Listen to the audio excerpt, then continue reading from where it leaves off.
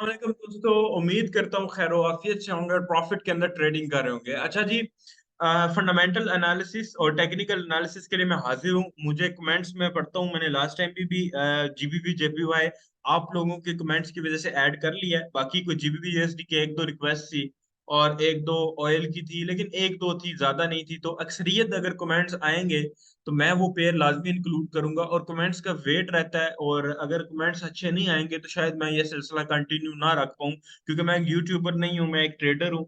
आप सब जानते हैं, अगर आप लोग मुझे पर्सनली जानते हैं तो मैं ट्रेड करना ज्यादा बेहतर जानता हूँ, यूट्यूब के ऊपर एक्टिव रहना ज्यादा बेहतर नहीं जानता। तो अभी मैं आप लोगों की वजह से एक्टिव आता हूँ। कमेंट्स लाजमी किया करें, बताते रहा करें कि क्या समझ आ रहा है क्या नहीं आ रहा, कोई हेल्प हो भी रही है, कोई मदद हो रही है इन वीडियोस की वजह से। अगर नहीं हो रही तो मैं नहीं बनाऊंगा। अच्छा जी, फंडामेंटल एनालिसिस में अगर मंडे को बात की जाए तो मंडे को कोई भी फंडामेंटल बड़ी न्यूज नहीं है। ऐसा लग रहा है कि गोल्ड थोड़ा सा बाय में या एक जगह पे खड़ा हुआ नजर आएगा, और बाकी पेयर्स के अंदर भी कोई खास मूवमेंट नहीं है। जीबीपी के भी बैंक हॉलीडे है, तो जीबीपी वाले पेयर्स में भी मूवमेंट नजर नहीं आनी चाहिए।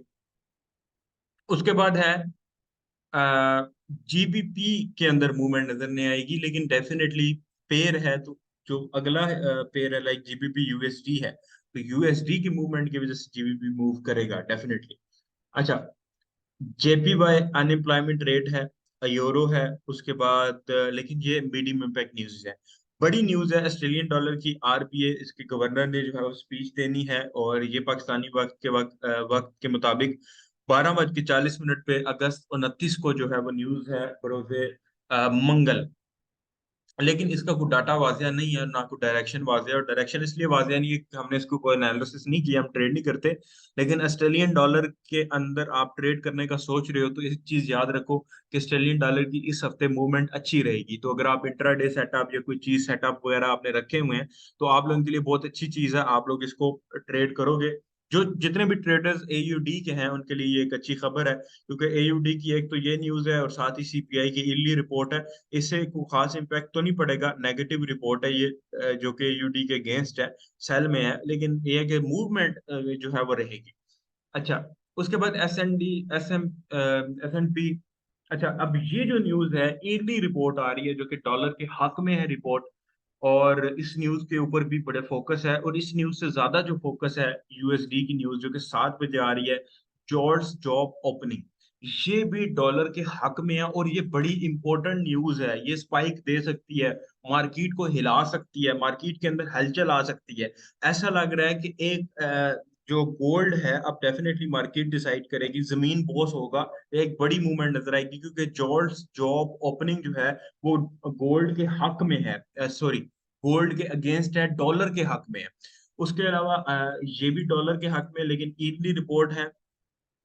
ये जो लास्ट रिपोर्ट थी वो जुलाई को आई थी, उससे पहले जो है वो जून 27 2023, मई, अप्रैल। ये जो ईयरली रिपोर्ट है ना, सालाना रिपोर्ट है, जो ऐसे ये क्वार्टरली आई थिंक ये आती है। सालाना रिपोर्ट बहुत बड़ा इम्पैक्ट क्रिएट नहीं करती, लेकिन ये करेगी, ये नॉर्मल न्यूज़ की तरह नहीं है। उसके बाद सीबी कंज्यूमर कॉन्फिडेंस में डॉलर वीक हो रहा है, लेकिन साथ ही अगली न्यूज के अंदर डॉलर मजबूत हो रहा है। और सीबी के अंदर वीक होने के बावजूद मैं कहूंगा कि जॉर्ज जॉब ओपनिंग जो है वो डॉलर के हक में जा सकता है। हो सकता है जो स्पाइक आए वो ऑब्जॉर्व कर ले, क्योंकि मुझे गोल्ड के अंदर सिचुएशन पता है क्या लगती है। मुझे ये लगता है कि गोल्ड जो है पहले बाय जाएगा, फिर आएगा सेल, उसके बाद फिर जाएगा बाय, एंड फिर एक लॉन्ग टर्म सेल की डायरेक्शन के अंदर मूव कर जाएगा। तो शायद सीबी कंज्यूमर उसको बाय भेजे, और उसके बाद वो फिर सेल आना शुरू हो जाए जॉर्ज स्टॉक ओपनिंग की वजह से। तो ये डॉलर के हक में है न्यूज। अच्छा, उसके बाद जर्मन प्रीलाइम सीपीआई, इसका कोई डाटा नहीं है, लाइक ये एक लेकिन यूरो के अंदर मूवमेंट अच्छी रहेगी, लेकिन ये एक समझ लें कि न्यूट्रल डाटा है। स्पेनिश फ्लैश सीपीआई की न्यूज है जो कि यूरो के हक में बेहतर है, लेकिन ये भी इतना खास इम्पैक्ट नहीं क्रिएट करेगी, लेकिन हलचल रहेगी इंट्राडे में या सेशन ट्रेडिंग में। यूरो के पेयर्स को ट्रेड करने के लिए ये हफ्ता बेहतरीन हफ्ता साबित होने वाला है। अच्छा, इसके बाद यूएसडी की इससे बड़ी न्यूज देखो, पहली जॉर्ज जॉब्स ओपनिंग वाली डॉलर के हक में, जो कि मुझे लगता है कि डॉलर के हक में आती है तो गोल्ड गिरेगा। ठीक है। गिरने के बाद फिर आती है ADP, non farm employment change. अब ये न्यूज है बड़ी खतरनाक, क्योंकि ये अगर, और डाटा इसका बड़ा खतरनाक दिया हुआ है इस बार, इसका डाटा इंतहाई खतरनाक है, इंतहाई खतरनाक लग रहा है। और अगर ये डाटा एग्जैक्ट आता है, वैसे पिछली जो न्यूज़ गुजरी हैं ये देखें जितनी भी, उसमें डाटा जो उन्होंने दिया हुआ था वो डाटा एग्जैक्ट नहीं आता रहा बीरिश में ही है। ठीक है, सिवाय जुलाई के आता बीरिश में ही रहा है, लेकिन एग्जैक्ट नहीं आता रहा। अगर डाटा बीरिश में आता, लाइक कम आता है, 324 के से 201 के आता है, ठीक है, तो आप समझ लें कि ये न्यूज जो है डॉलर के अंदर एक बड़ी हलचल क्रिएट करेगी, और ये एक नेगेटिव न्यूज है। ठीक है, नेगेटिव और बिगेस्ट नेगेटिव न्यूज हो सकती है। उसके बाद प्रीलाइम जीडीपी क्वार्टर रिपोर्ट है, इसके अंदर कोई बड़ी चेंजेस नहीं है, तो ये कोई इतना बड़ा इम्पैक्ट क्रिएट नहीं करेगी। उसके बाद जनाब है कोर पीसीई इंडेक्स, जो कि नॉर्मल न्यूट्रल न्यूज है। अनएम्प्लॉयमेंट क्लेम्स, अब ये भी डॉलर के हक में नहीं है, डॉलर के अगेंस्ट है। और ये न्यूज़ ना लॉन्ग टर्म डायरेक्शंस आपको बताती हैं, आपके टेक्निकल सेटअप आपको आपका जो एंट्री का डायरेक्शन है वो बताते हैं। ठीक है, अब एसएल हंटिंग होती है, इसलिए एसएल गोल्ड के अंदर ट्रेड कर रहे हो तो एसएल बड़े जिगरे वाला लगाना। अच्छा, सीएचएफ के अंदर जो है वो सीपीआई की न्यूज है, सॉरी, अनएम्प्लॉयमेंट क्लेम्स में ये भी डॉलर के हक में नहीं है, नेगेटिव न्यूज है, और ये भी इंपॉर्टेंट न्यूज है। ठीक है, ये भी इंपॉर्टेंट न्यूज है। ठीक है, और ये फॉरकास्ट, जो वो फॉरकास्ट करते हैं एग्जैक्ट उस फॉरकास्ट तक आती है। जैसे इन्होंने फॉरकास्ट की थी 226 के, न्यूज आई 227 के, बिल्कुल नियर बाय। इन्होंने फॉरकास्ट पिछली बार की थी 239 के, और एक्चुअल उससे भी कम आई। ठीक है, जो कि न्यूज के एतबार से तो बड़ी अच्छी चीज है कि फॉरकास्ट से भी नीचे आए, या फॉरकास्ट अगर 236 की है तो 240 की आ रही है, पॉजिटिव आ रही है, प्रीवियस 240 थी, इस बार 50 आ रही है। तो ये न्यूज बहुत ज्यादा इम्पैक्ट क्रिएट करेगी, और ये एक बीरिश डाटा है। उसके बाद सीपीआई, स्विस फ्रैंक, सीएचएफ की रिपोर्ट है, जो कि पॉजिटिव रिपोर्ट है। उसके बाद कैनेडियन डॉलर की जीडीपी की रिपोर्ट है, जो कि एक नेगेटिव रिपोर्ट है। और उसके बाद है एनएफपी, एवरेज हॉर्ली अर्निंग्स की मंथली रिपोर्ट है, जो कि 0.4 से 0.3 है, स्लाइटली नेगेटिव है। Non farm employment change slightly negative, और अनएम्प्लॉयमेंट रेट जो है वो सेम है। तो ये कोई बहुत बड़ा इम्पैक्ट क्रिएट नहीं करेगी, लेकिन स्लाइटली नेगेटिव न्यूज है। और डॉलर के हक में तो पॉजिटिव तो ये बिल्कुल भी नहीं है, लेकिन इसके अंदर ये भी डिक्रीज है,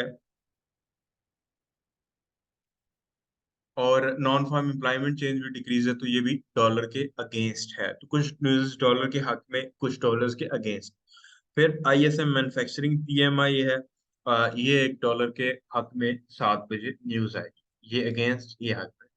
तो ओवरऑल आपने देखा होगा कि एक बीरिश नजर आ रहा है, ऐसा लग रहा है कि इन्होंने गोल्ड को थोड़ा सा बाय भेजना है। तो अगर इतनी ज्यादा न्यूज़ हैं टेक्निकल फंडामेंटल, तो इसलिए हम बड़े टाइम फ्रेम के ऊपर भी देखना चाहिए, और फिर उसके बाद इंट्रा डे टाइम फ्रेम के ऊपर भी देखना चाहिए। बड़े टाइम फ्रेम के ऊपर पहले तो मार्केट इस ट्रेंड के अंदर मूव कर रही थी, जो कि बाय ट्रेंड था। फिर हमने देखा कि वो बाय ट्रेंड जो है वो कुछ थोड़ा सा कन्वर्ट हुआ टुवर्ड्स सेल ट्रेंड। ठीक है, टुवर्ड्स सेल ट्रेंड, और मार्केट जो है वो lower high, lower low, lower high, lower low, इस तरह मूव करना शुरू हो गई। यानी ऐसा लग रहा है कि मार्केट ने अब अगर लोअर हाई बनाया, तो इसका लोअर जो लो जो होगा वो मिनिमम भी अल्लाह आपका भला करे 1865 या 1870 के या 60 के करीब होगा। तो अभी मार्केट को इस ट्रेंड लाइन को टेस्ट करने के लिए थोड़ा सा बाय जाना चाहिए, और न्यूज़ हमें बता रही हैं। और ये कहाँ तक बाय भेजना चाह रही है मार्केट, ये 1940-42 तक, या आप 50 तक कह लें। तकरीबन 40-42 तक मार्केट कह रही है कि इसको बाय जाना चाहिए टेक्निकली। और न्यूज़ जो हैं वो पहले थोड़ा सा सेल भेज के, यानी 1900 तक भेज के, फिर इसको थोड़ा बाय भेज सकती हैं 40-42 तक, और उसके बाद इसको रिजेक्शन कर सकती हैं। ये long term idea, long term में फायदा होता है कि एक ट्रेड लगा के लॉन्ग टर्म छोड़ दो और उसको पड़ा रहने दो। अगर H4 की ट्रेंड लाइन की बात की जाए, तो H4 में ये जो एरिया था, ये वाला, इस एरिया को भी अगर मार्क किया जाए, इस एरिया को भी, तो ये एरिया भी हमें कह रहा है कि आपका कम से कम जो 1930-31 का तो H4 भी बता रहा है, तो मैं H4 के साथ नहीं जाऊंगा, D1 के साथ जाऊंगा। तो D1 कह रहा है कि डॉलर गोल्ड बाय और उसके बाद लॉन्ग टर्म में सेल जाएगा, और ऐसा मैं मुझे भी नजर आ रहा है, क्योंकि जाना तो इसमें सेल है, लेकिन डेफिनेटली डायरेक्ट ऐसे स्पाइक मार के सेल नहीं जाएगा, कुछ स्ट्रक्चर और कुछ लिमिटेशंस उसने फॉलो करनी है। और जिस तरह की न्यूज़ हैं ऐसा नजर आ रहा है। अब न्यूज़ हैं सारी पॉजिटिव, डायरेक्शंस जो हैं वो दोनों तरफ हो सकती हैं। तो डॉलर को अगर गोल्ड को बाय किया जाए तो मेरे ख्याल में ज्यादा बेहतर रहेगा, लेकिन बाय कहाँ से किया जाए ये भी हमने देखना है। और डेफिनेटली अगर बाय की न्यूज़ हैं, तो अब हमें सेल जब लगानी है तो एसएल हमने टाइट रखना है, क्योंकि सेल भी अगर कोई एंट्री मिलती है लगाना पड़ता है। तो एसएल सेल की वक्त टाइट रखना है, और बाई की वक्त एसएल को अपने लाइट रखना है। यानी एसएल हंटिंग करती है ना, तो इसलिए मैं वर्ड लाइट यूज करता हूँ कि थोड़ा सा कॉम्प्रोमाइज करो एसएल के साथ, बड़ा लगाओ, हेल्दी एसएल लगाओ, कॉम्प्रोमाइज करो, लाइट एसएल लगाओ, और सेल करते वक्त टाइट लगाओ, क्योंकि फंडामेंटल्स जो है वो सेल के अगेंस्ट है। शायद एक दो हक में हो पहले वाली। तो फंडामेंटल्स क्या कहती हैं? फंडामेंटल्स कहती हैं कि अगर मार्केट इस ट्रेंड लाइन को ब्रेकआउट करती है, इस वाली को, ये, और खास करके इस एरिया को, तो इस वाले एरिया को जो कि बनता है तकरीबन तकरीबन 1904 वाले एरिया, तो 1904 वाला एरिया अगर मार्केट ब्रेक करती है तो आप लोग जो है, यानी ये वाला एरिया अगर मार्केट ब्रेक कर देती है तो आप एक सेल की ट्रेड ले सकते हो। कहाँ तक? यहाँ तक, 1890 तक आप जो है वो सेलिंग के अंदर बैठ सकते हो, लेकिन इससे ज्यादा आप नहीं बैठना, क्योंकि अगर ये हुआ भी तो जॉर्ज जॉब ओपनिंग की वजह से, जो कि डॉलर के हक में न्यूज है, उसकी वजह से ये होगा। और जो गोल्ड है वो एक लिमिटेड एरिया के अंदर सेल आएगा। तो सेल करने के लिए ब्रेकआउट की जो शर्त है उसको आप लोगों ने नहीं भूलना। ये मैं ट्रेंड लाइन जो है वो यहीं पे अप्लाई करता चलूंगा, ताकि शर्त ब्रेकआउट जो है वो पहले। अच्छा, इसके अलावा हमें, मैंने क्योंकि चार्ट देखा इससे पहले तो मुझे कोई खास चीज और नजर नहीं आई, लेकिन हमें एंट्री के लिए कुछ ना कुछ तो ढूंढ के रखना है। तो मुझे ये चीज नजर आई, ये ऊपर वाली टीएल नजर आई, जो कि M15 M30 की टीएल है। अगर आप बाइंग करना चाहते हो, जो कि फंडामेंटल्स काफी हक में है, तो एक लाइट एसएल के साथ इस एरिया के ब्रेकआउट के बाद, प्रॉपर ब्रेकआउट के बाद, जो कि 1920 1919 समथिंग बनता है, प्रॉपर ब्रेकआउट के बाद आप जो है वो बाइंग की तरफ बैठेंगे एक लाइट एसएल के साथ। सेलिंग में टाइट एसएल, बाइंग में लाइट एसएल के साथ आप बैठेंगे। ये दो एरियाज आप लोगों ने टेक्निकली मार्क करके इंशाल्लाह ताला रखने हैं। T1 में वाली टीएल आपने देखनी है, H4 भी मैंने आपको दिखाया आइडिया। अब मैं आपको जीबीपी जेपीवाई में ले चलता हूँ। जीबीपी जेपीवाई में लास्ट टाइम वाला सिमेट्रिकल ट्रायंगल ने ब्रेकआउट ही नहीं दिया, तो इसलिए हम उसको इनवैलिड तो नहीं बोलेंगे, क्योंकि उसने ब्रेकआउट ही नहीं दिया। पैटर्न वैलिड या इनवैलिड तब होते हैं जब वो ब्रेकआउट दें। तो अब जो है वो थोड़ा सा रिवर्सल इसने पकड़ा, थोड़ी सी आप कह लें शर्मो हिजाब जीबी जेपीवाई को आई है रिवर्सल की तरफ। अब जो है वो किस तरफ मूव कर सकता है, टेक्निकल्स क्या कह रहे हैं, तो थोड़ा सा मैं आपको गाइड कर देता हूँ। देखो, रिवर्सल पैटर्न तो नहीं बना, शायद M15 M30 पे बना हो, देख लेते हैं, शायद बना हो, मैंने नहीं देखा, मैंने फॉलो नहीं किया लास्ट वीक इसको। लेकिन रिवर्सल हमें वो खास नजर भी नहीं आया। लेकिन अगर आप कहें कंटिन्यूशन पैटर्न की, तो कंटिन्यूशन हमें पहले भी नजर आया, लेकिन ब्रेकआउट नहीं हो सका, फेल हो गया। अगेन हमें एक कंटिन्यूशन पैटर्न, मुझे जो है वो अगेन एक कंटिन्यूशन पैटर्न जो है वो नजर आ रहा है। और ये कंटिन्यूशन पैटर्न डेफिनेटली फेल हो सकता है। और लेकिन फेल हम उस चीज को कहते हैं जब वो ब्रेकआउट करे, लेकिन वो रियल ब्रेकआउट ना हो, फेक।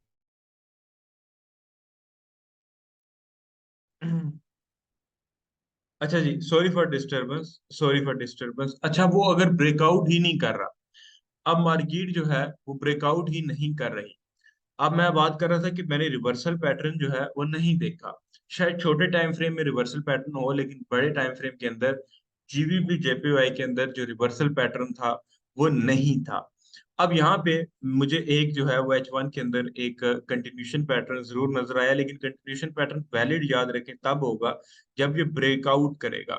ब्रेकआउट से पहले इसको वैलिड या इनवैलिड आप नहीं कहेंगे। एक एक डिसेंडिंग ट्रायंगल बनता हुआ नजर आ रहा है जो कि अभी वैलिड नहीं है। ब्रेकआउट जब तक नहीं होता इसको वैलिड नहीं कहेंगे। लोअर हाई, लोअर लो नहीं बनेगा, लोअर हाई ब्रेकआउट होगा एंड उसके बाद मार्केट अपने ट्रेंड को कंटिन्यू करेगी। तो एक मौका होगा सेल में, सेलर्स को घुसने के लिए इसके अंदर। और इसने अगर ब्रेकआउट किया और रियल ब्रेकआउट हुआ तो मार्केट वेट ही नहीं करेगी किसी भी चीज को। उसने एक बड़ा स्पाइक देना है और निकल जाना है। तो ये सेटअप था जीबीबी जेपीवाई का। अच्छा सेटअप बन रहा है, मैं इसको ट्रेड जरूर करूंगा अगर इसने अच्छा ब्रेकआउट दिया विद अच्छे एसएल के साथ फार्मूला एक्स को यूज करते हुए। तो दुआ में याद रखिएगा, इंशाल्लाह जरूर आप लोगों से मुलाकात होगी। अल्लाह हाफिज।